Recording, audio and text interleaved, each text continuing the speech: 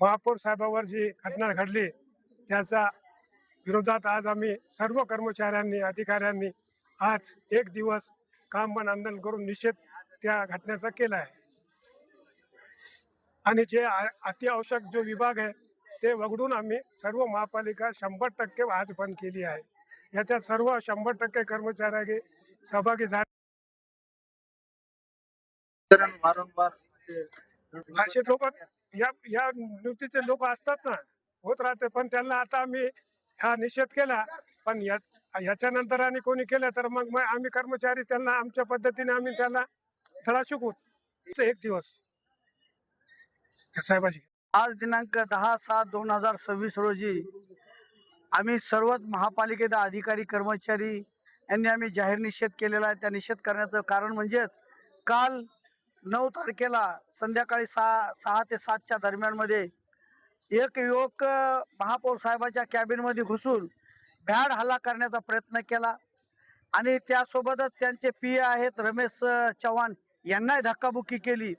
त्या भ्याड हल्ल्यामध्ये जर सुरक्षा रक्षकाने धरलं नसतं तर काहीतरी अनर्थ झाला असता.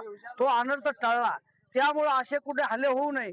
महापालिका कर्मचाऱ्यावर जर महापालिकेचे कुटुंब प्रमुख असल्यासारखे आणि परभणी शहराचे प्रथम नागरिक असलेले महापौर यांच्यावर जर हल्ला होतोय तर सर्वसामान्य कर्मचाऱ्याचं काय?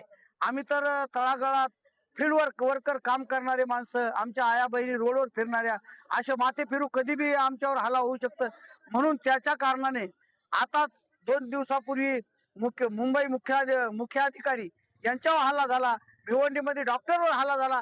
अशा जर कर्मचाऱ्यावर हल्ला होत असेल या घटनेचा निषेध म्हणून आम्ही अशी घटना दुबारा घडू नये आणि या घटना घडू नये म्हणून आज आम्ही सर्वच कर्मचारी रस्त्यावर उतरून काम बंद आंदोलन करून लेखणी बंद करून आज आंदोलन केलेलं आहे.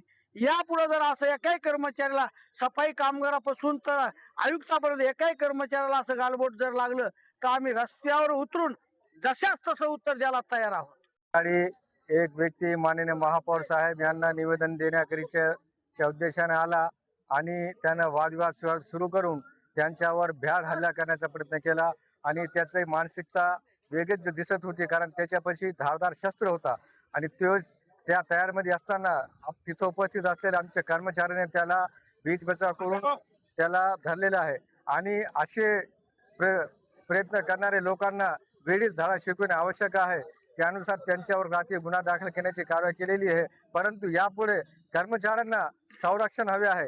त्यासाठी यापुढे अशा घटना होऊ नये म्हणून आम्ही सर्व संघटना सर्व कर्मचाऱ्यांनी यांनी एकजुटीने एकमताने असा निर्णय केला की या घटनेचा निषेध म्हणून काळ्या फिती लावायची, काम बंद आंदोलन करायचे.